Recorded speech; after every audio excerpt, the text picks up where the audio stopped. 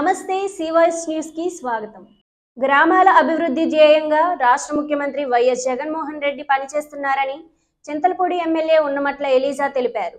చింతలపూడి మండలంలో ఉర్లగూడెం గ్రామంలో సుమారు ₹1 కోటి ఖర్చుతో నిర్మించిన గ్రామ సచివాలయం, ఆర్బీకే కేంద్రం, ఆరోగ్య కేంద్రం భవనాలను ఎమ్మెల్యే ప్రారంభించారు.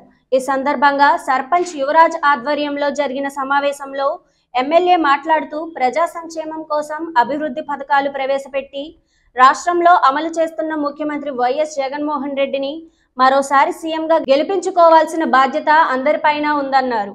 ఈ కార్యక్రమంలో చింతలపూడి పట్టణ వైఎస్ఆర్సీపీ అధ్యక్షులు కొప్పుల నాగేశ్వరరావు, నాయకులు నిమ్మగడ్డ దుర్గారావు, మిర్యాల దిలీప్, ప్రకాష్ పాల్, చెన్నకేశవరెడ్డి, ప్రసాద్, శివరామకృష్ణ తదితరులు పాల్గొన్నారు. శ్రమతోటి వీటిని పూర్తి చేసినటువంటి యువరాజు గారికి ముఖ్యంగా నేను నా అభినందన తెలియజేస్తాను. ఎప్పుడూ లేని విధంగా 3 ప్రభుత్వ కార్యాలయాలు, 3 ప్రభుత్వ బిల్డింగులు ఒకే సముదాయం మరి ఏర్పడటం అనేది ఇది చరిత్రలో నిలిచిపోయేటటువంటి అంశం. మారుమూల గ్రామాల్లో కూడా వైద్య సదుపాయం అందరికీ అందాలి అనే ఒక మంచి ఉద్దేశంతో మనం ఈ కార్యక్రమాలన్నీ చేయడం జరుగుతూ ఉంది.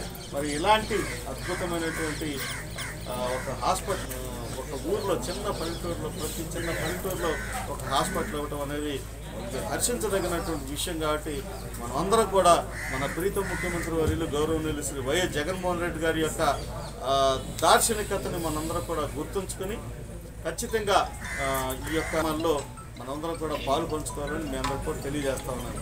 చాలా మంది. ఈ వార్తలు ఇంతటితో సమాప్తం. నమస్కారం.